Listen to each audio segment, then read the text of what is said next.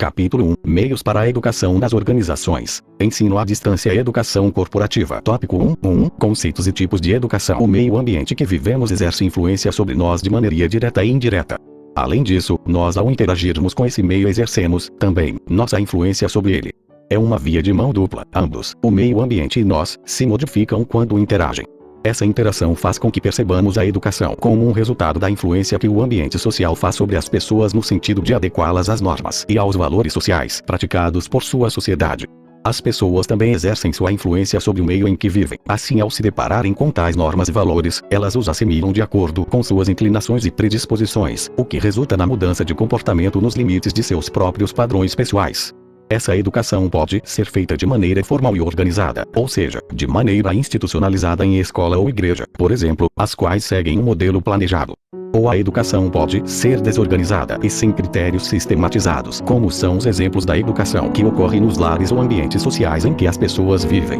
Quando a educação se dá desta forma, esta é considerada informal, pois não segue um plano ou planejamento pré-estabelecido. Diante disso, inferimos que a educação pode ser entendida como o preparo para a vida, meio formal, e pela vida, meio informal.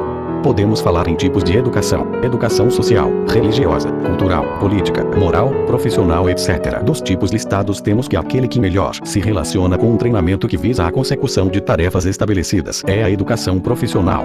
O contexto da educação profissional, a compreensão sobre o que é um trabalho e suas diversas especificidades foram modificando-se ao longo da experiência humana. Cada sociedade, ao se organizar, toma por base os aspectos que a constituem, como por exemplo, sua riqueza e distribuição de poder. Esses aspectos contribuem na modelagem da noção de trabalho nas sociedades humanas organizadas. Nesse constituir-se e reconstituir-se das sociedades, percebemos que a educação profissional sempre se fez presente. Tal fato é notado quando nos deparamos com a transferência de técnicas profissionais por meio da observação, pela prática e pela repetição. As gerações mais velhas passavam para as mais novas os conhecimentos sobre o uso dos diversos recursos para a fabricação de equipamentos essenciais para a sobrevivência de sua sociedade. Os utensílios domésticos, os instrumentos de caça, são exemplos de como as sociedades, por meio do ensinamento dos conhecimentos profissionais entre as gerações, promoviam sua sobrevivência. Aprendia-se por meio da prática constante, dos acertos e erros, retomando os saberes culturalmente acumulados pela história de uma sociedade. Essa prática, no entanto, apesar de possuir características profissionais, não se assemelha à que praticamos nos dias atuais. A origem da educação profissional atual remonta aos meados do final do século XVIII, a partir da Revolução Industrial ocorrida na Inglaterra. Essa revolução foi impulsionada pelo domínio e criação de modos de produções industriais que substituíram os artesanais. Surgiram, por exemplo, os teares gigantes e as locomotivas a vapor. A Revolução Industrial permitiu a produção mais rápida de produtos e serviços e a consequente diminuição das distâncias entre pessoas e mercados, o que acarretou na diminuição dos custos e na proliferação de novas técnicas produtivas. Esse cenário criou a necessidade da rápida disseminação das técnicas produtivas para as gerações mais novas, e isso forçou a institucionalização da educação profissional. É nesse ambiente de busca por produção e abundância de mercadorias que começa a serem evidenciadas as noções de mão de obra como um recurso imprescindível para o andamento e continuidade da Revolução Industrial. Ocorre então uma mudança estrutural. O que antes era ensinado por meio de qualquer pessoa na sociedade, sem que se importasse com o tempo e as consequências do erro, já não era um modelo de educação a ser buscado. Para a sociedade industrial, eram necessárias escolas de artes e ofícios que garantissem maior efetividade no processo educacional. Aspectos históricos e legais da educação profissional e tecnológica no Brasil. A formação do trabalhador no Brasil tem seu início no período de colonização, onde os índios e escravos pertencentes às classes menos favorecidas daquela época eram treinados para exercerem os ofícios mais pesados. Os estudos acadêmicos e aqueles voltados para o desenvolvimento das ciências eram reservados para as elites da sociedade brasileira. Essa dicotomia entre o uso da técnica e o da ciência representava para aquela sociedade a divisão entre os profissionais que exerciam as atividades artesanais e manufatureiras, como a carpintaria, a serralheria, a tecelagem, a construção, entre outras, e os que se dispunham a permanecer no aprimoramento do conhecimento científico. As atividades artesanais e manufatureiras, na maioria das vezes, eram destinadas aos que não tinham perspectivas na sociedade, que ficavam às margens das possibilidades sociais. Isso fez com que esse ensino fosse visto e entendido como algo feito para as categorias menos favorecidas, ou ainda para as classes mais baixas da sociedade brasileira. O Brasil começa sua industrialização somente em 1930, momento no qual a preocupação de uma adequada formação da mão de obra começa a tomar um maior escopo. Nesse período, a Inspetória do Ensino Profissional Técnico, a partir do Ministério da Educação e Saúde Pública, começa a supervisionar as escolas de aprendizes artífices que eram ligadas ao Ministério da Agricultura. Essa remodelação promoveu uma considerável expansão e melhoria dessas escolas, além de políticas de criação de novas escolas industriais e introdução de novas especializações nas escolas existentes. Esse período é marcado também pela Constituição de 1937, a qual foi a primeira, dentre as constituições do Brasil, a abordar especificamente o ensino profissional, técnico e industrial. Ela esclarece que as escolas pré-vocacionais e profissionais, destinadas às classes menos favorecidas, constituíam um dever do Estado, a quem competia, com a colaboração das indústrias e dos sindicatos econômicos, criar, na esfera de sua especialidade, escolas de aprendizes, destinadas aos filhos de seus operários e associados. Brasil, 1937. A Constituição de 1937 inaugura uma preocupação legal acerca da educação profissional. Tal preocupação ganha maior vulto com a promulgação da Lei N. 9.394, 1996, Brasil, 1996, segunda Lei de Diretrizes e Bases da Educação Nacional UDBEM. Essa UDBEM alterou o aspecto assistencialista dado à educação profissional para uma perspectiva voltada à inclusão social e certificação profissional.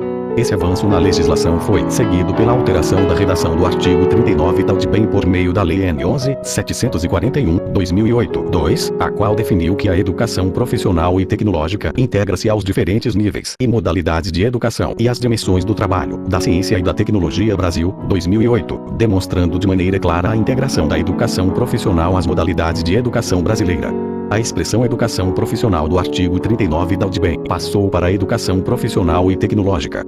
Lei de Diretrizes e Bases da Educação Nacional UDBEM, Lei N. 9.394, 1996, Lei N. 11.741, 2008. O redimensionamento, a institucionalização e a integração das ações da educação profissional e tecnológica aos diferentes níveis e modalidades de educação e às dimensões do trabalho, da ciência, da tecnologia e da cultura brasileira foi um passo importante para o fortalecimento de suas práticas educativas. Esse avanço legal fez com que a educação profissional e tecnológica, EPT, ganhasse a expressão necessária para a promulgação de sua importância no desenvolvimento social. Até agora abordamos alguns conceitos iniciais sobre o sentido de educação, nos apoiando no entendimento sobre a interação entre as pessoas e o meio em que vivem. Distinguimos a educação profissional, sua evolução e legalidade no Brasil. A partir da visão sobre o que é educação profissional, seguiremos falando sobre o treinamento e desenvolvimento profissional nas organizações. Aspectos do treinamento e desenvolvimento profissional para as organizações. O treinamento e desenvolvimento profissional nas organizações pode ser compreendida como a ação de uma organização que busca o adequado preparo de um funcionário para a vida profissional. Essa ação pode ser vista por meio de 3 etapas independentes, a saber, formação profissional, desenvolvimento profissional, treinamento. Formação profissional é a etapa que prepara e forma uma pessoa para a realização das atividades relacionadas a uma profissão dentro de um determinado mercado. Ela busca a qualificação de uma pessoa para que ela possa exercer uma futura profissão. É normalmente feita nas escolas ou até mesmo nas próprias organizações. Desenvolvimento profissional. Essa etapa visa aperfeiçoar uma pessoa para um crescimento profissional em uma carreira dentro de uma organização. Além disso, busca também tornar a pessoa mais produtiva no exercício de um cargo. Possui um escopo menor do que a formação profissional e seus objetivos proporcionam os conhecimentos que ultrapassam aqueles exigidos no cargo, preparando os profissionais para novos desafios e funções. São ofertadas nas próprias organizações ou em instituições especializadas em desenvolvimento de pessoal. Treinamento. Essa etapa possui objetivos de alcance imediatos, buscam fornecer as capacidades necessárias para o exercício de um determinado cargo. Também é ofertado nas próprias organizações ou em instituições especializadas em treinamentos. Possui um cronograma e rotinas bem estabelecidos que procuram cumprir um programa sistemático que consiga adaptar o profissional às suas atividades atuais no menor tempo possível.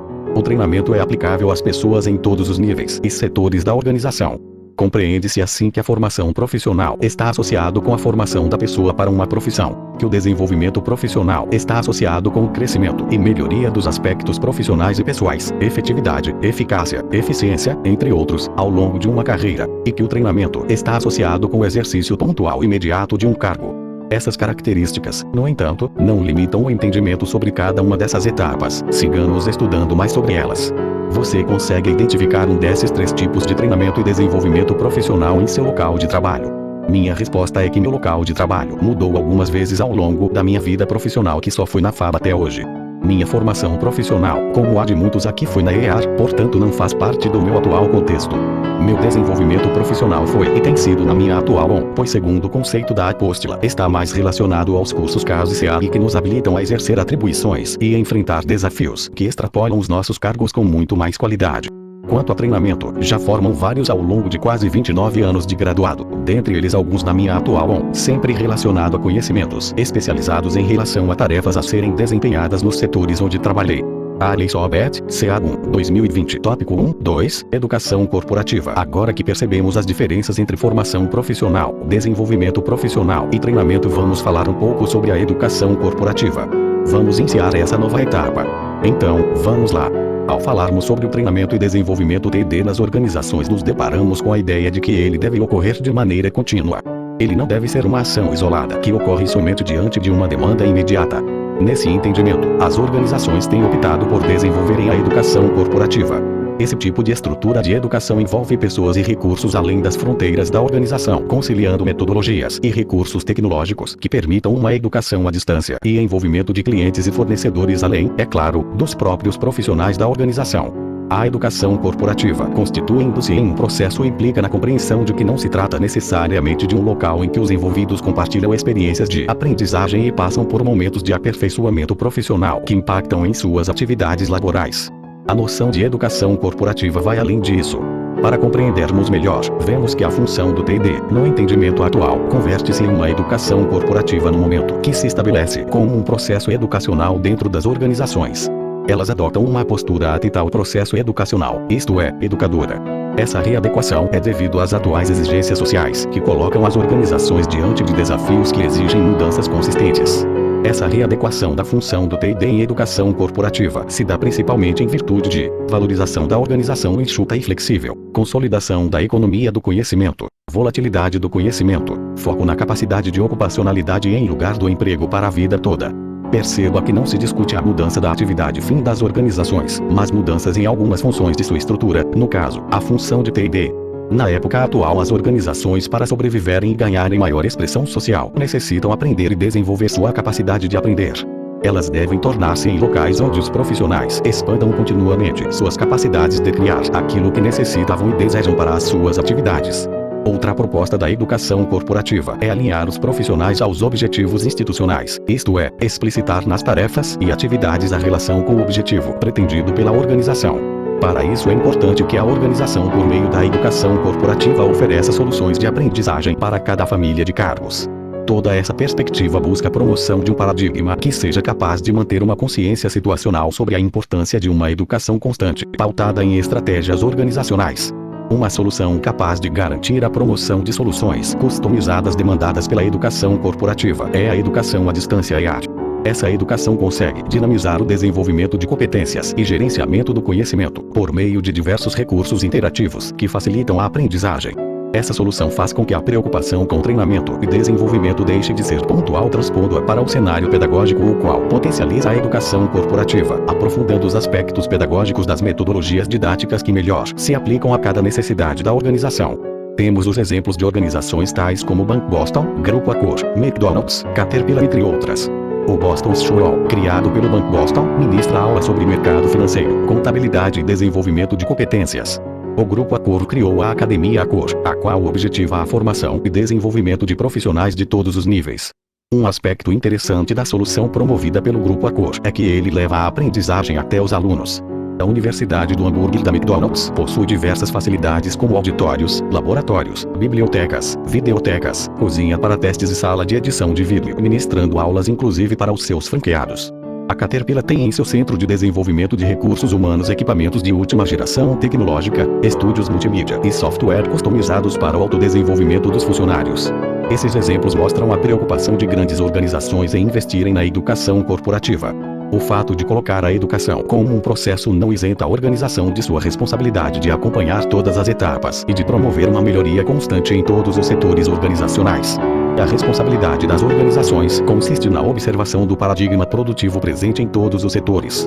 Dito de outro modo, a organização deve se preocupar em promover uma gestão flexível capaz de integrar os setores de forma a garantir a efetividade dos processos de treinamento e desenvolvimento que a permeiam. deve ser feito um esforço para que a percepção da divisão entre o trabalho manual e do trabalho mental seja suprimida e se dê lugar a estruturas complexas e integradas, o que exige um perfil profissional capaz de lidar com esse cenário. Se no primeiro exemplo da administração a produção era padronizada e centralizada, o trabalho alienante, a tecnologia com automação rígida e o trabalho banalizado e rotinizado, os novos modelos de gestão mostram a produção fundamentada na flexibilidade, diversificação e autonomia, no uso da tecnologia com automação flexível e no perfil do trabalhador gestor.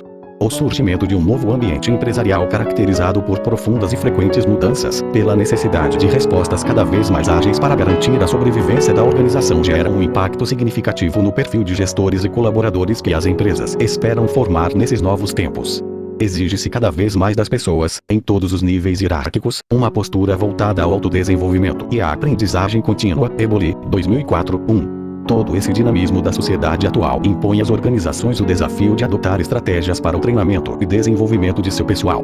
A educação corporativa, como solução para esses desafios, ganha expressão e promove nas organizações mudanças estruturais que relacionam-se às formas de aprender e desenvolver soluções de aprendizagem cada vez mais efetivas.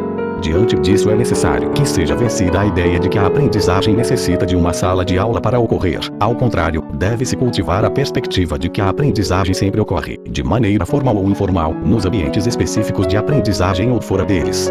Capítulo 2, Ensino à distância. Tópico 2, 1. Educação corporativa e a educação à distância. A educação à distância possui uma relação muito próxima com a realização da educação corporativa.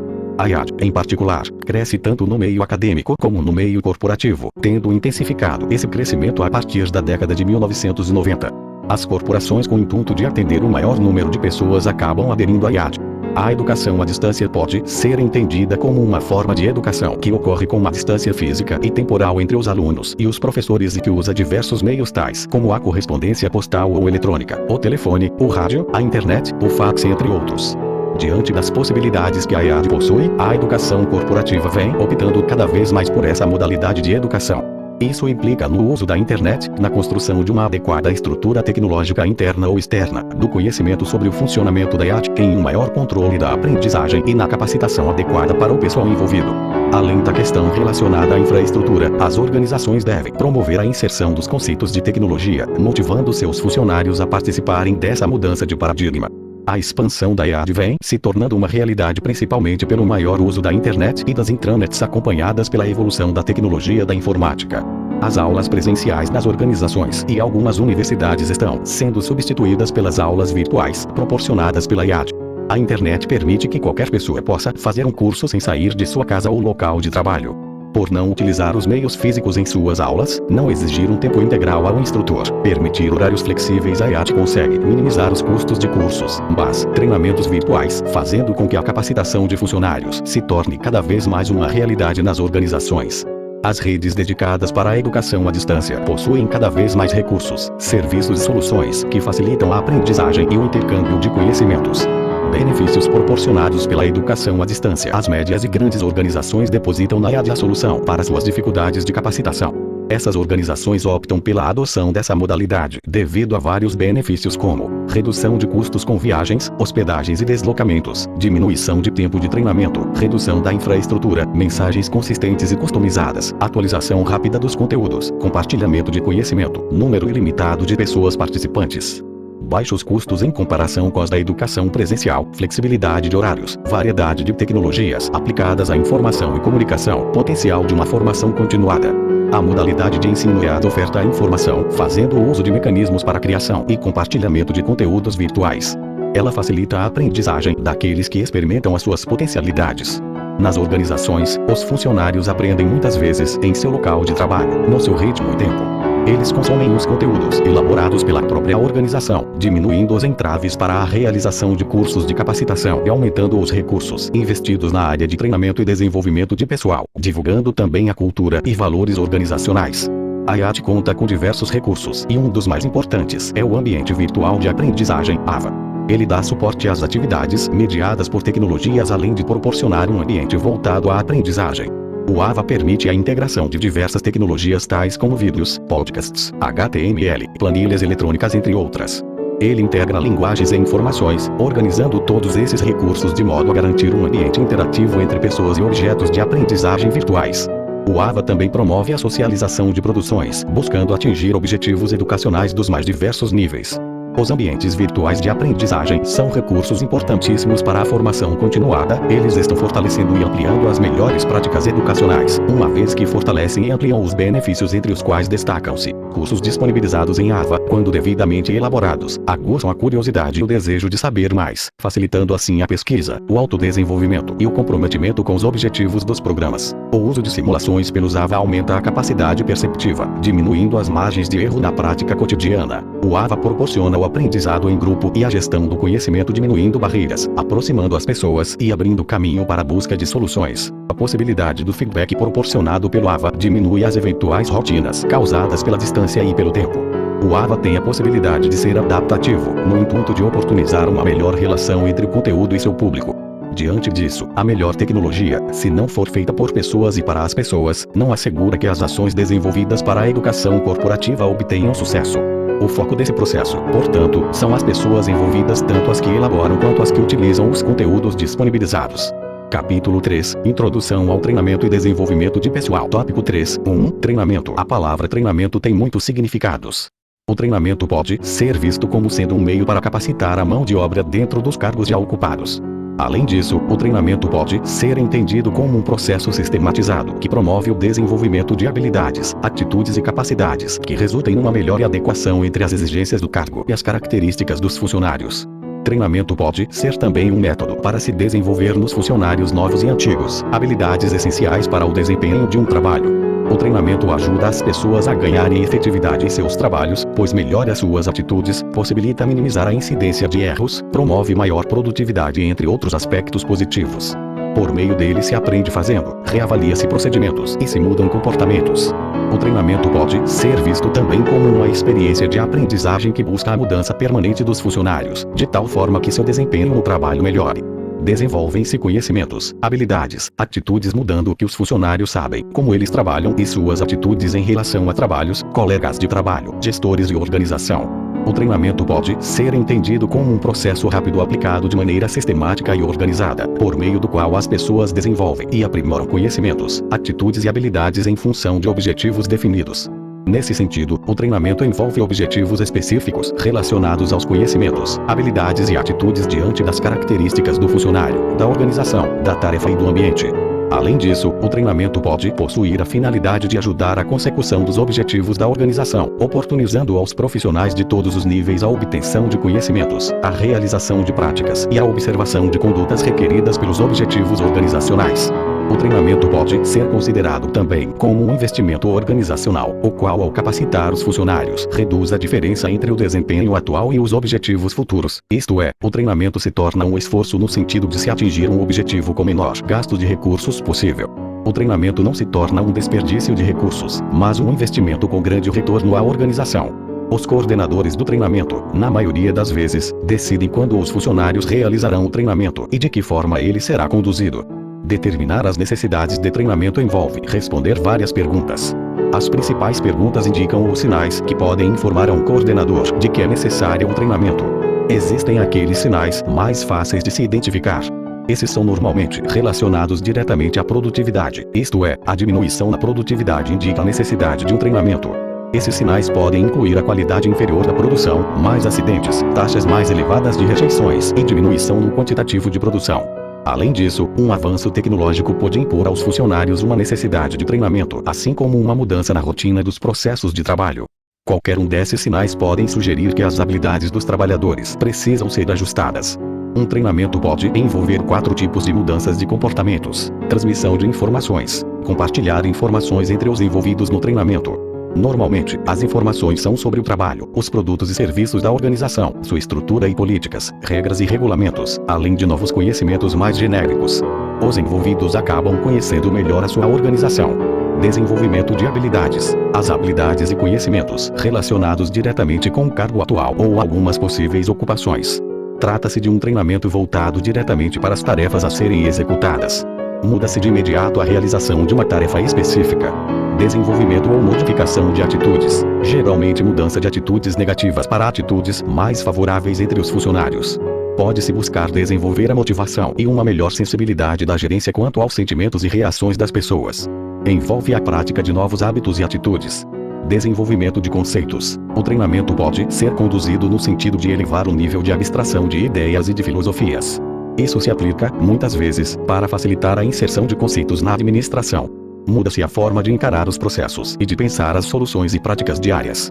Esses 4 tipos de mudanças de comportamentos podem ser utilizados de maneira isolada ou em conjunto. Em alguns programas de treinamento de vendedores, por exemplo, incluem-se transmissão de informações sobre a organização, sobre os produtos, sobre os clientes, etc., desenvolvimento de habilidades, preenchimento de pedidos, cálculo dos preços, etc., desenvolvimento de atitudes, como tratar o cliente, como se comportar, como conduzir o processo de venda, como argumentar e contornar as negativas do cliente, etc., e desenvolvimento de conceitos relacionados com a filosofia da organização e com a ética profissional. Diante do que foi visto, temos que os principais objetivos do treinamento são: preparar o pessoal para a execução das diversas tarefas e funções do cargo, proporcionar oportunidades para o contínuo desenvolvimento pessoal, não apenas em suas funções atuais, mas também para as quais a pessoa pode ser considerada, mudar a atitude das pessoas para criar um clima mais satisfatório entre funcionários, aumentar-lhes a motivação. A organização burocrática tende a condicionar programas e atividades de desenvolvimento humano em um setor específico. Esse setor fica como responsável, convertendo-se em um escritório pedagógico, ministrando cursos e atividades de treinamento, em função de critérios e prioridades estabelecidas de maneira centralizada, com pouca comunicação com outros setores da organização. No entanto, treinamento é algo de interesse da gerência e não de um setor específico, isto é, se a chefia é responsável por produtividade, por resultados, então a qualificação e o desempenho da equipe devem ser suas preocupações administrativas maiores. Compreende-se que a atribuição de atividades a um setor é característica de uma organização burocrática, que mantém uma estrutura burocrática. A atribuição de atividades de treinamento a um setor opõe-se ao entendimento de que o treinamento é de interesse da gerência. Dessa forma, uma organização que estabelece o setor como responsável pelo treinamento retira essa responsabilidade da gerência, isto é, de cada um dos gestores da organização. O funcionário desenvolve atitudes, condiciona hábitos e habilita-se tecnicamente. Nesse processo, a motivação é fator essencial e para consegui-la contribuem decisivamente o clima geral da organização e a ação da chefia. O chefe só poderá esperar resultados positivos se tiver condições de comunicar com clareza as políticas da organização, os objetivos e metas da unidade que dirige e as exigências das tarefas cuja incumbência transmite à sua equipe. Podemos pensar o treinamento como sendo uma responsabilidade de linha, ou execução, e função de staff, ou assessoria. Desse modo, as atividades de treinamento partem de uma política que reconhece o treino como responsabilidade de cada gestor, que deve receber a assistência especializada a fim de enfrentar essa responsabilidade. Para realizar essa política, cada gestor pode providenciar treinadores e divisões de treinos especializados. Assim, desse ponto de vista da administração, o treinamento constitui-se em uma responsabilidade administrativa, uma responsabilidade da gerência. Cabe ressaltar que no conceito de treinamento está implícito a atuação da gerência, seja na demonstração de um procedimento novo, fase por fase, seja na explicação de uma atividade ou em seu acompanhar e comunicar.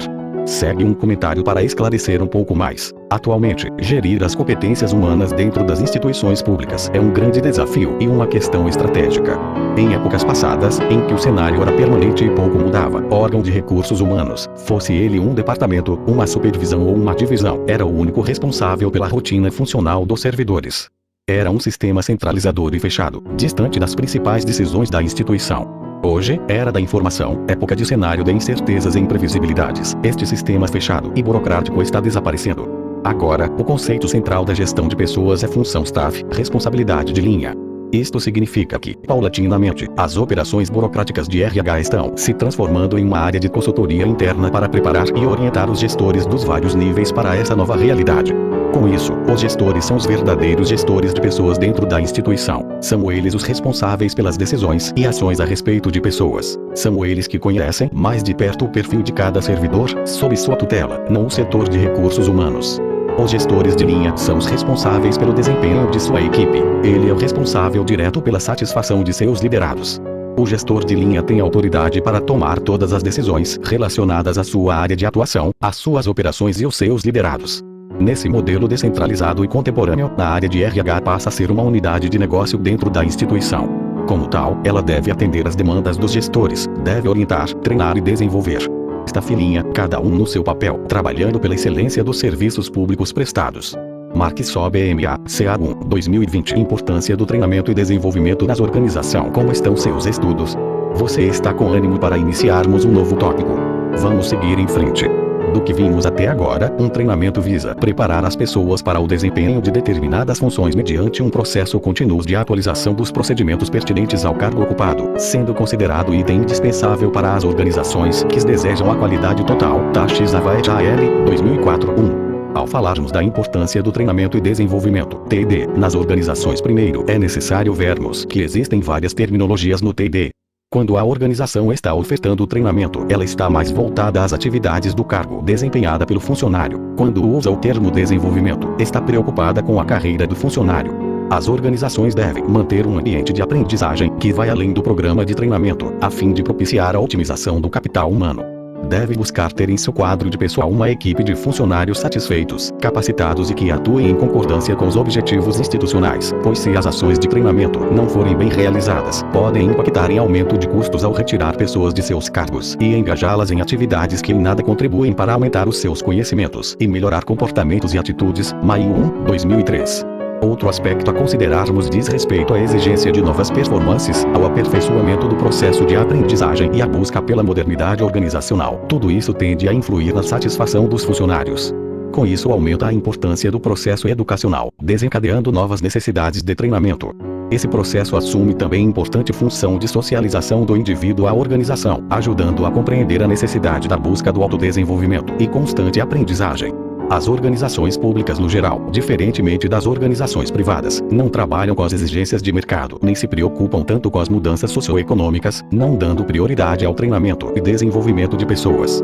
Isso pode resultar em prejuízo na oferta dos serviços e falta de funcionários capacitados, o que muitas vezes gera desperdício de recursos técnicos, financeiros e humanos. Além disso, pode haver uma elevação dos custos e perda da qualidade dos serviços ofertados à sociedade. O treinamento sozinho não garante a relação positiva e permanente do que foi estudado e sua prática laboral. Existe uma relação direta entre um trabalho psicossocial recebido pelos funcionários e o impacto do treinamento no trabalho. Isso faz com que seja fundamental a adoção de estratégias pós-treinamento que avaliem, no local de trabalho, o impacto do treinamento das habilidades aprendidas e também verifique as características do ambiente que possam comprometer o treinamento, a aprendizagem e a aquisição de novos conhecimentos, habilidades e atitudes. Muitos problemas de desempenho podem estar relacionados com o ambiente de trabalho, pois os funcionários não encontram condições para utilizar as competências necessárias para o trabalho, muitas vezes, por falta de apoio operacional ou mesmo administrativo e gerencial. Assim, o setor público, ao priorizar as ações de treinamento com todas as suas especificidades, promove o bem público a todos os cidadãos e, a partir de efetivas ações de treinamento e desenvolvimento, seus funcionários poderão executar melhor as suas atividades. Qual seria o uso do treinamento pelas organizações? Podemos verificar que o treinamento é um meio usado pelas organizações que desejam manter seus funcionários preparados para as demandas ambientais e também é um aliado para a motivação, pois os funcionários, ao perceberem o interesse da organização em desenvolver suas habilidades, eles se veem como parte fundamental para o sucesso da organização e essa sensação de pertencimento possibilita uma melhoria do clima organizacional. O treinamento, como visto, pode ser entendido como um investimento organizacional destinado a minimizar a diferença entre o atual desempenho da equipe de trabalho e os objetivos institucionais propostos.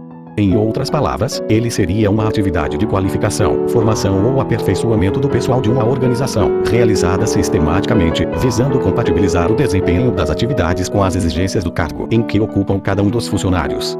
Do que vimos até agora, um aspecto importante do treinamento é a possibilidade de benefícios para a organização e para o profissional, pois além de trabalhar os conhecimentos, as habilidades e as atitudes, ele promove satisfação aos profissionais ao oportunizar condições de continuidade da formação para o melhor exercício das funções de um cargo.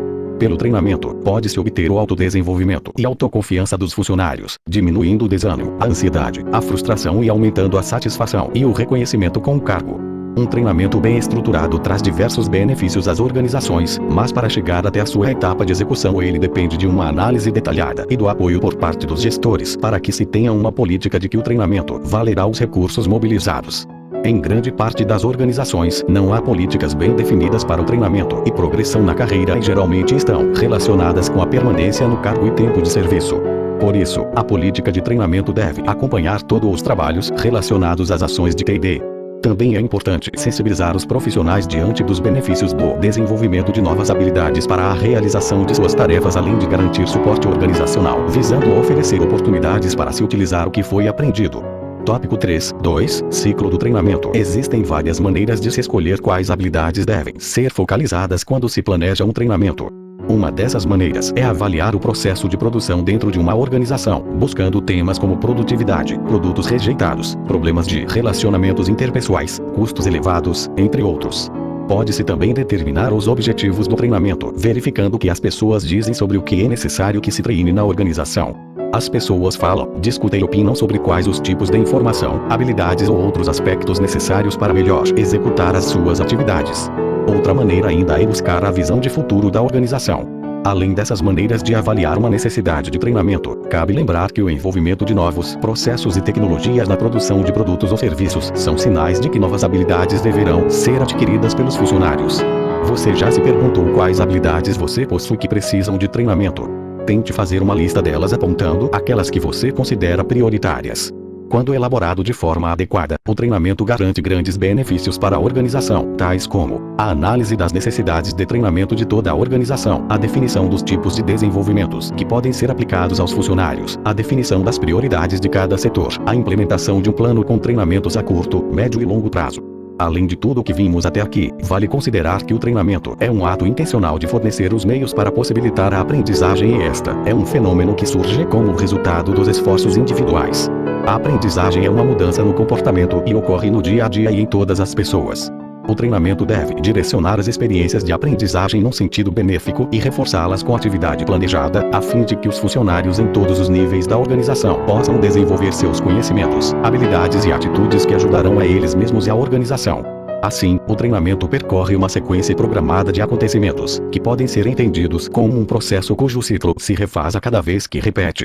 Vejamos esse processo na figura 1. Figura 1. Treinamento como um processo. Fonte: Proctor, Thornton, 1961. Conforme a figura 1, o processo de treinamento possui similaridades com um sistema cujos elementos são entradas, informações, conteúdos, habilidades, atitudes, funcionários, recursos organizacionais, etc. Processos: aprendizagem individual, o programa de treinamento, ambiente virtual de aprendizagem, ambientes de aprendizagem, etc. Saídas: funcionários treinados, sucesso organizacional, aumento da efetividade, etc. Retroação: avaliação dos procedimentos do treinamento por meio dos resultados de pesquisas informais ou estruturadas. Podemos ver ainda o treinamento em seus termos amplos, envolvendo um processo composto de 4 etapas: diagnóstico ou levantamento de necessidades de treinamento, elaboração do programa de treinamento para atender às necessidades, implementação e execução do programa de treinamento, análise e avaliação dos resultados. Entradas: treinando os recursos organizacionais. Saídas: conhecimento, atitudes, habilidades, melhoria organizacional. Retroação: avaliação dos resultados. Processos: programas de treinamento, processo de aprendizagem individual, levantamento de necessidades de treinamento, programa de treinamento, execução do treinamento, avaliação dos resultados do treinamento. Essas 4 etapas formam um processo cíclico, cuja sequência é mostrada na figura 2. Figura 2. Processo de treinamento. Fonte: Chiavinato, 1996. Outra forma de observarmos o treinamento é relacioná-lo com as suas responsabilidades. Nesse sentido, o treinamento, visto como responsabilidade de linha, execução e função de staff, assessoria, pode assumir vários formatos nas organizações, indo desde um modelo que centraliza as ações no pessoal de staff até o modelo descentralizado, que envolve o pessoal de linha. No entanto, o que se espera é que o treinamento tenha responsabilidade de linha e função de staff, fazendo com que a situação preferida seja aquela onde o pessoal de linha assuma a responsabilidade do treinamento e obtenha a assessoria especializada do pessoal de staff na forma diagnóstico da situação, alcance dos objetivos da organização, determinação de requisitos básicos da força de trabalho, resultados da avaliação de desempenho, análise do problema de produção, a priori ou a posteriori, análise de problemas de pessoal, análise de relatórios e outros dados. Decisão quanto à estratégia: quem treinar, como treinar, em que treinar, onde treinar, quando treinar, quanto treinar, quem treinará, implementação ou ação, aplicação dos programas pela assessoria, pela linha ou combinadamente por ambos. Retroação: resultados satisfatórios, retroação: resultados insatisfatórios, avaliação e controle, acompanhamento, verificação ou medição, comparação da situação atual com a situação anterior, de levantamento e diagnósticos das necessidades e estabelecimento de uma programação adequada para a execução do treinamento. Uma relação entre as funções de assessoria e a responsabilidade de linha pode ser vista na figura 3. Figura 3. Funções de assessoria. Décimo: responsabilidade de linha. Fonte: Chiavinato, 1996. Órgão de treinamento. Função de assessoria: órgão onde está localizado o empregado. Responsabilidade de linha: levantamento de necessidades, programação, execução, Avaliação de resultados. Excessivamente centralizado. Nenhuma responsabilidade de linha. Centralizado. Levantamento de necessidades. Programação. Avaliação de resultados. Execução. Equilibrado. Descentralizado. Excessivamente descentralizado. Levantamento de necessidades. Programação. Levantamento de necessidades. Nenhuma função de staff. Levantamento de necessidades. Programação. Execução. Avaliação de resultados. Programação. Execução. Avaliação de resultados. Execução. Avaliação de resultados. Modelo. A figura 3 mostra as características para a função de assessoria e para a responsabilidade de linha conforme cada modelo organizacional. Capítulo 4. Etapa. Levantamento de necessidades de treinamento. Tópico 4. 1. Introdução ao levantamento de necessidades de treinamento. Essa primeira etapa corresponde ao diagnóstico do que deve ser realizado.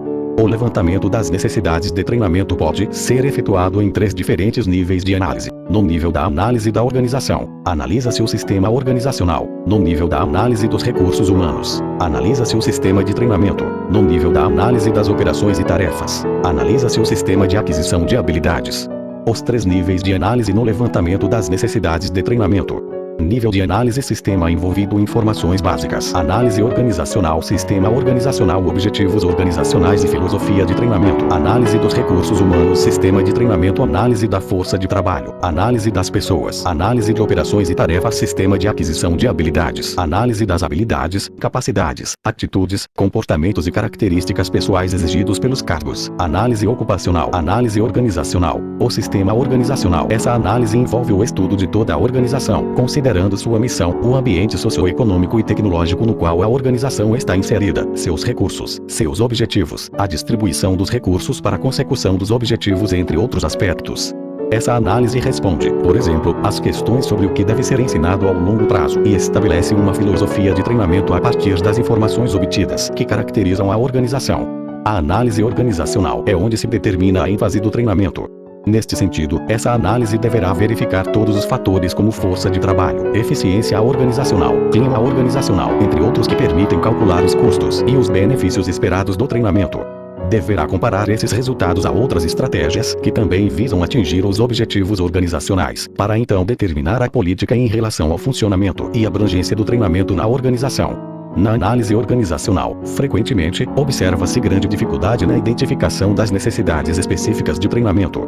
Realizar essa análise dependerá sempre da maneira como a identificação da necessidade foi realizada. Deve-se considerar que o sistema de treinamento não se mantém isolado do sistema organizacional que o envolve dos seus objetivos. Assim, os objetivos de treinamento estão ligados sistemicamente com as necessidades e com a cultura da organização. O treinamento, ao vincular-se com a organização, é construído sob medida, de acordo com as necessidades organizacionais. À medida que a organização muda, suas necessidades mudam, impactando no treinamento, que deverá atender a essa nova realidade. Com isso, a análise organizacional precisa ser periodicamente realizada, para que a partir dela se estabelecerem adequadamente os programas de treinamento. Análise dos recursos humanos. O sistema de treinamento. A análise dos recursos humanos verifica se os recursos humanos são quantitativamente e qualitativamente adequados para as atuais atividades da organização e as suas futuras funções. Cabe ressaltar que o funcionamento organizacional pressupõe que os funcionários possuam as habilidades, conhecimentos e atitudes adequados para a execução das atividades organizacionais. A análise dos recursos humanos pode ser realizada por meio da verificação dos seguintes dados: número atual de funcionários conforme a descrição dos cargos, número de funcionários necessários conforme a descrição dos cargos, idade de cada funcionário conforme a descrição dos cargos, nível de qualificação requerido pelo trabalho de cada funcionário, nível de conhecimento requerido pelo trabalho de cada funcionário, atitude de cada funcionário em relação ao trabalho e à organização, nível de desempenho quantitativo e qualitativo de cada funcionário, nível de habilidade de conhecimentos de cada funcionário para outros trabalhos, potencialidades do recrutamento interno, potencialidades do recrutamento externo, tempo de treinamento necessário para novo recrutamento, índices de absenteísmo, índice de turnover, rotatividade de mão de obra e descrição dos cargos. Ressalta-se que tais dados, continuamente analisados, permitem avaliar as lacunas atuais e as futuras dentro de prazos determinados, devido a mudanças relacionadas a questões trabalhistas, econômicas e dos planos da própria organização. O sistema de treinamento, ou seja, os recursos humanos como um todo, deve ser constantemente revisto e atualizado para que se tenha real dimensão das lacunas atuais e futuras para o estabelecimento de um adequado treinamento. Análise das operações e tarefas. O sistema de aquisição de habilidades. A análise é feita ao nível do cargo, baseando-se nos requisitos exigidos por ele. Além da organização e dos recursos humanos, o levantamento de necessidade do treinamento deve também analisar os cargos para os quais as pessoas devem ser treinadas. A análise dos cargos serve, entre outras coisas, para definir os tipos de habilidades, conhecimentos e atitudes necessárias para o desempenho de cada cargo. É importante percebermos que os níveis de análise durante a etapa de levantamento de necessidades de treinamento se diferenciam não estritamente pelos fatores que analisam, mas pela finalidade de cada nível. Pensando nisso, vemos que, de maneira sucinta, a análise organizacional busca determinar a ênfase do treinamento. A análise dos recursos humanos busca verificar se os recursos humanos são quantitativamente e qualitativamente adequados. A análise das operações e tarefas busca constatar as exigências de cada cargo. A partir daqui vê-se a possibilidade de um mesmo fator ser analisado em mais de um nível, porém com finalidades diferentes. Assim, analisar a força de trabalho no nível organizacional teria o objetivo de definir, por exemplo, se o treinamento terá ênfase nesse fator ou não. No entanto, analisar a força de trabalho no nível dos recursos humanos teria o objetivo, por exemplo, de descobrir o número de funcionários que necessitam de treinamento para o seu adequado dimensionamento. Podemos imaginar também uma análise dos recursos humanos que verifique a descrição dos cargos para definir qualitativamente o treinamento, isto é, o quanto precisaria aprofundar ou aumentar a carga de treinamento diante de certas exigências para os cargos. Seguida de uma análise das operações e tarefas que compõem esses cargos para listar as habilidades, conhecimentos e atitudes necessárias para compor o treinamento.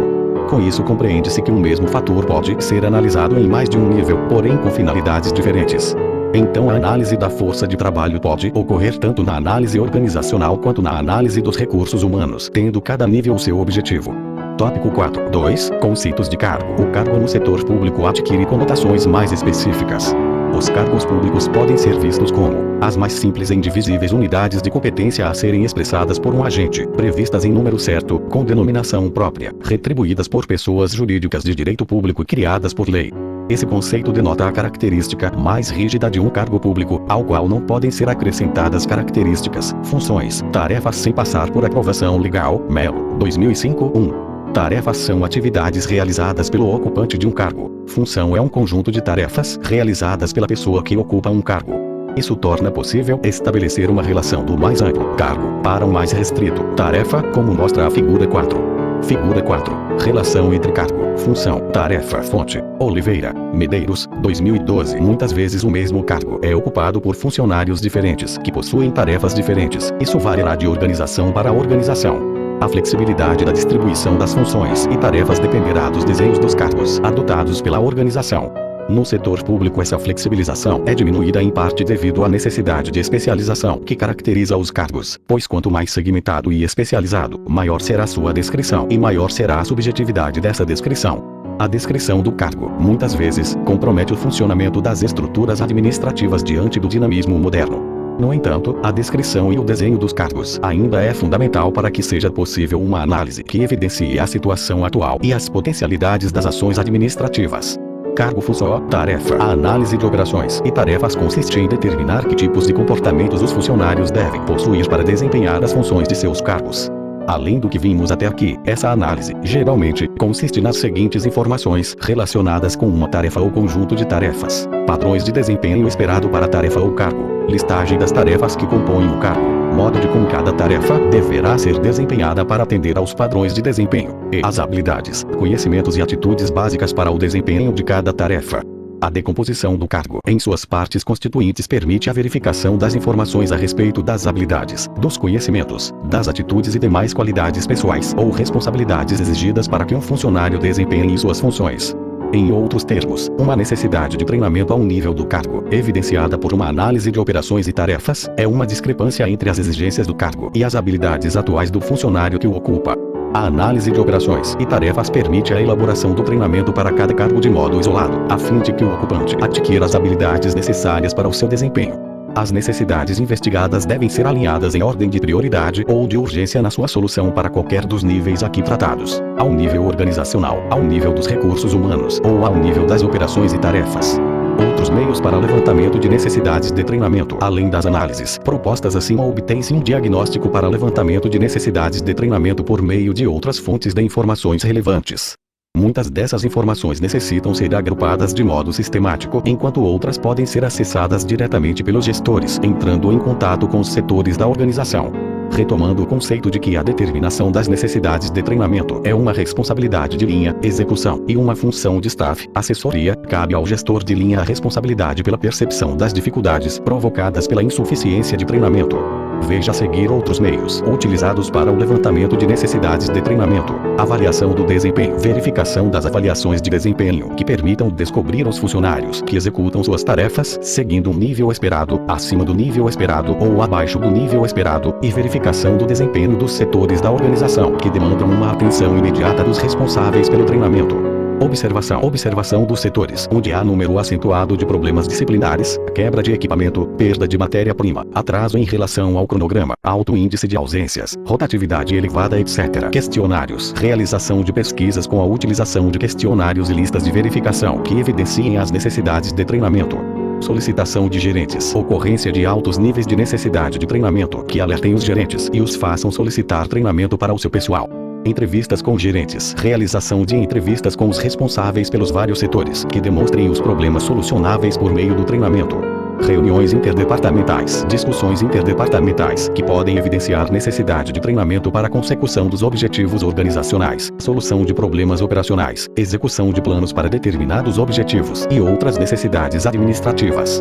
Exame de trabalhadores. Verificação dos resultados dos exames de seleção e admissão de funcionários que executam determinadas funções ou tarefas. Modificação do trabalho. Introdução de modificações totais ou parciais nas rotinas de trabalho que torna necessário o treinamento dos funcionários nos novos métodos e processos de trabalho. Entrevista de saída. Um bom momento para conhecer sua opinião sobre a organização é na saída de um funcionário da organização. Por meio da realização de uma entrevista, é possível que apareçam várias necessidades com soluções relacionadas ao treinamento. Relatórios. Leitura de relatórios periódicos da organização, os quais mostram possíveis deficiências passíveis de serem solucionadas por meio de treinamento. Discutir sobre o significado de cargo nos ajuda a compreender melhor a etapa de levantamento de necessidade do treinamento. Você consegue imaginar outros meios para identificarmos necessidades de treinamento? Você pensou no uso de indicadores para isso? Além de tudo o que vimos até agora, existem também alguns indicadores de necessidades de treinamento. Existem dois tipos de indicadores. Indicadores a priori, que apontam eventos que demandarão futuras necessidades de treinamento, e indicadores a posteriori, que mostram problemas decorrentes de necessidades de treinamento já existentes. Indicadores a priori são os acontecimentos que, se ocorrerem, demandarão necessidades futuras de treinamento. Os indicadores a priori são: expansão da organização e admissão de novos funcionários, redução do número de funcionários, mudança de métodos e processos de trabalho, substituições ou movimentação de pessoal, histórico de faltas, licenças e férias do pessoal, expansão dos serviços, mudanças nos programas de trabalho ou de produção, modernização do maquinário e equipamento, produção e atuação sobre novos produtos ou serviços. Indicadores a posteriori são os problemas provocados por deficiências de treinamento não corrigidas. Dividem-se em indicadores relacionados a problemas de produção e indicadores relacionados a problemas de pessoal. Indicadores relacionados com problemas de produção: qualidade inadequada da produção, baixa produtividade, avarias frequentes em equipamentos e instalações, comunicações defeituosas, tempo de aprendizagem e integração ao cargo muito prolongado, despesas excessivas na manutenção de máquinas e equipamentos, excesso de erros e desperdícios, elevado número de acidentes, pouca versatilidade dos funcionários, mau aproveitamento do espaço disponível. Indicadores relacionados com problemas de pessoal, relações deficientes entre o pessoal, número excessivo de queixas, pouco ou nenhum interesse pelo trabalho, falta de cooperação, faltas e substituições em demasia, dificuldades na obtenção de bons elementos, tendência a atribuir falhas aos outros, erros na execução de ordens. Perceba que o mesmo processo pode ter indicadores a priori e a posteriori, como é o caso das faltas. Uma organização pode ter, por exemplo, um número elevado de faltas no último ano. No entanto, as faltas estarem diminuindo expressivamente no ano corrente. Isso mostra que o levantamento de necessidades deve ser bem realizado para que tudo seja considerado a fim de se obter o máximo de informações. Capítulo 5. Etapas. Programa, execução e avaliação dos resultados do treinamento. Tópico 5. 1. Introdução ao programa de treinamento. Feito o diagnóstico do treinamento, segue-se a etapa de seleção dos meios para mitigar as necessidades percebidas. Uma vez efetuado o levantamento das necessidades, passa-se então para a elaboração de um programa de treinamento. O programa de treinamento traz diversas vantagens quando respaldado por uma criteriosa análise do ambiente organizacional, onde se observa o comportamento dos funcionários perante as mudanças desejadas e sendo implantando respeitando as peculiaridades da organização. Tomando esses cuidados é possível diminuir as chances de insucessos, como o desperdício de recursos ou a insatisfação dos gestores e dos funcionários. O programa de treinamento pode ser sistematizado e fundamentado sobre as seguintes questões: qual sua necessidade? Onde foi indicado como prioritário? Ocorre em outra área ou setor? Qual a sua causa? Parte de uma necessidade maior. Ele resolve qual problema? Ele será realizado de maneira separada ou combinada com outras iniciativas. É preciso alguma providência inicial? A necessidade do programa é imediata? Qual a sua prioridade em relação às demais necessidades da organização? A necessidade a ser atendida é permanente ou temporária? Quantas pessoas e quantos serviços serão atingidos? Qual o tempo disponível para o treinamento? Qual o custo provável do treinamento? Quem executará o treinamento? Além das respostas a essas perguntas, temos que o levantamento de necessidades de treinamento subsidiará o programa de treinamento, fornecendo as seguintes informações: o que deve ser ensinado ao longo do programa? Quem deve participar do programa? Quando deve ser iniciado o programa? Onde deve ocorrer o programa? Como se deve ensinar, treinar? Quem deve ensinar? Na figura 6 vemos os principais itens de um programa de treinamento. Figura 6. Principais itens de um programa de treinamento. Fonte: INRIX, 1966. Planejamento do treinamento. Completando as questões acima, o programa de treinamento requer um planejamento sobre os seguintes aspectos: abordagem de uma necessidade específica de cada item, definição clara do objetivo do treinamento, determinação do conteúdo do treinamento, quem deve ser treinado, treinandos, quem vai treinar, em que treinar, onde treinar, como treinar, quando treinar, para que treinar, treinador ou instrutor, assunto ou conteúdo do treinamento, métodos de treinamento, época do treinamento e horário, volume, duração ou intensidade, objetivo ou resultados esperados, quanto treinar, local físico, órgão ou entidade, cálculo da relação custo-benefício do programa, local onde será efetuado o treinamento, considerando-se as alternativas: no cargo, fora do cargo, mas na empresa e fora da organização, escolha dos métodos de treinamento e a tecnologia disponível, divisão do trabalho a ser desenvolvido em módulos, pacotes ou ciclos, definição dos recursos necessários para a implementação do treinamento, como tipo de treinador ou instrutor, recursos audiovisuais, máquinas, equipamentos ou ferramentas necessários, materiais, manuais ética, época ou periodicidade do treinamento, considerando o horário oportuno ou ocasião propícia, definição do pessoal a ser treinado, considerando número de pessoas, disponibilidade de tempo, grau de habilidade, conhecimentos e tipo de atitudes, características pessoais de comportamento, controle e avaliação dos resultados. Tecnologia educacional de treinamento, determinado os conhecimentos, as habilidades e as atitudes, isto é o CHA, que serão alvos do treinamento. A próxima etapa é a escolha das técnicas a serem aplicadas no programa de treinamento, buscando alcançar o maior volume de aprendizagem com menor esforço, tempo e dinheiro.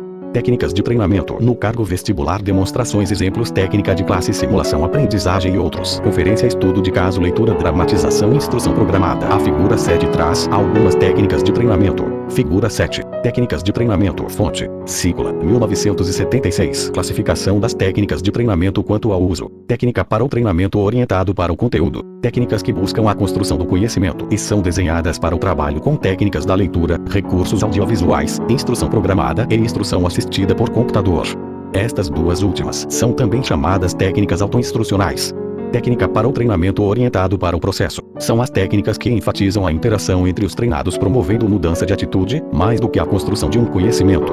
São desenhadas para desenvolver consciência de si e dos outros, além de desenvolver habilidades interpessoais. Voltam-se para a mudança de percepção como meio para mudar atitudes e desenvolver relações humanas, como é o caso da liderança. Usam também o role-playing, jogo de interpretar personagens, o treinamento da sensitividade, treinamento de grupos, entre outras. Técnica para o treinamento misto. Técnicas que misturam a construção de conhecimento e mudança de atitudes ao mesmo tempo em que veiculam conteúdo, procuram mudar a atitude, consciência de si e eficácia interpessoal. Envolvem as técnicas orientadas para o conteúdo e as orientadas para o processo. Destacam-se os estudos de casos, conferências, simulações e jogos, técnicas antejogo, no local de trabalho, treinamento de iniciação, instrução no cargo, treinamento de orientação, rotação de cargos, entre outras. Classificação das técnicas de treinamento quanto ao tempo. Quanto ao tempo, as técnicas de treinamento são classificadas em dois tipos: para os treinamentos antes do ingresso no trabalho e para os treinamentos depois do ingresso no trabalho. Técnica para o treinamento antes do ingresso no trabalho, também chamadas de treinamento de integração, objetiva a adaptação e ambientação inicial do novo funcionário. A integração de um funcionário novo ao seu trabalho é feita por meio de uma programação sistemática.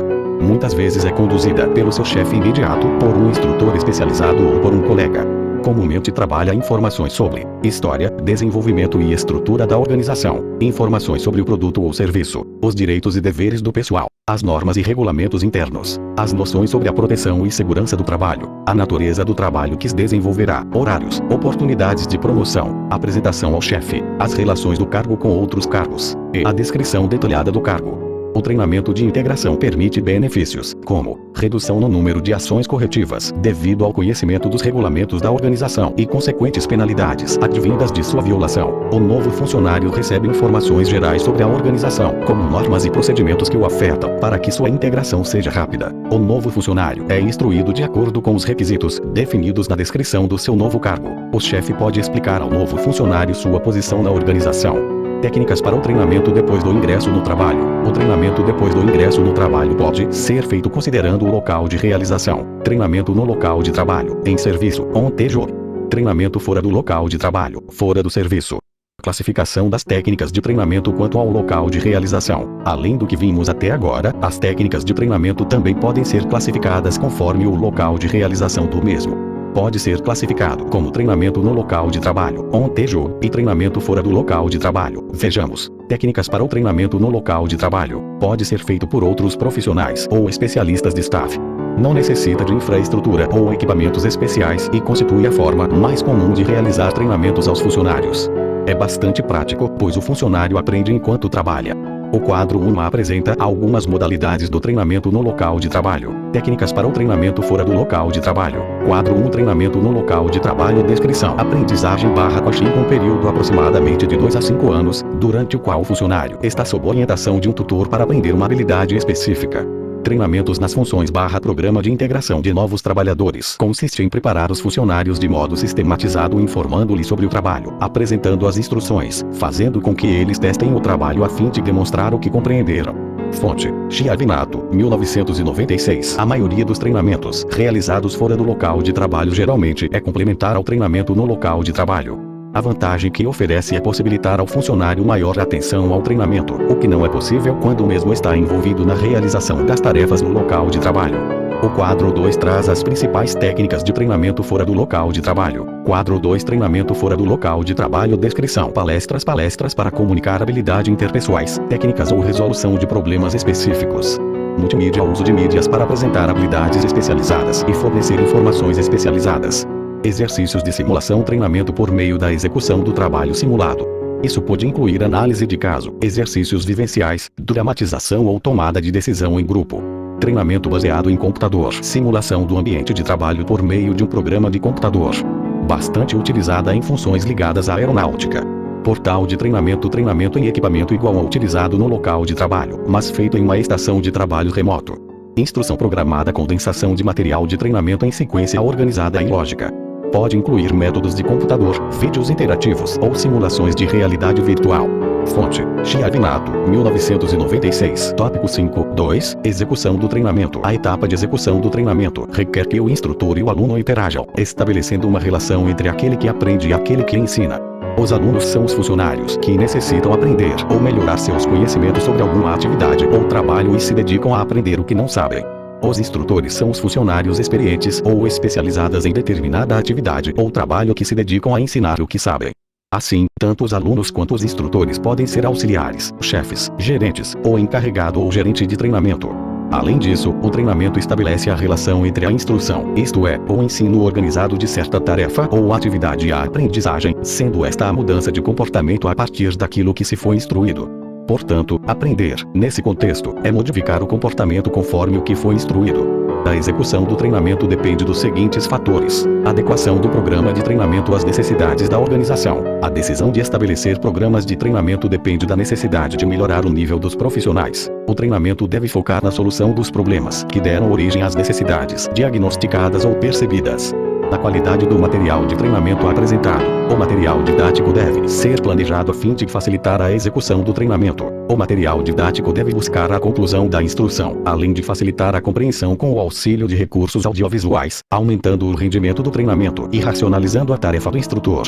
A cooperação dos chefes e dirigentes da organização. O treinamento deve ser feito com todo o pessoal da organização, em todos os níveis e funções. A manutenção do treinamento envolve esforço e entusiasmo por parte de todos que estejam envolvidos com o conteúdo do treinamento. Deve ser visto como um investimento e não uma despesa. Os chefes devem manter um espírito de cooperação e apoio para a execução do treinamento.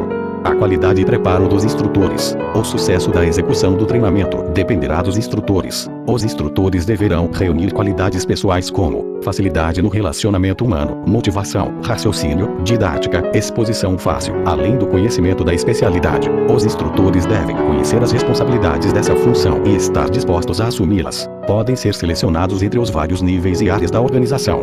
A qualidade dos alunos. Os alunos influenciam nos resultados do treinamento. Deve-se promover uma seleção dos alunos em função da forma, dos objetivos e conteúdo do treinamento, para que se tenha um grupo homogêneo.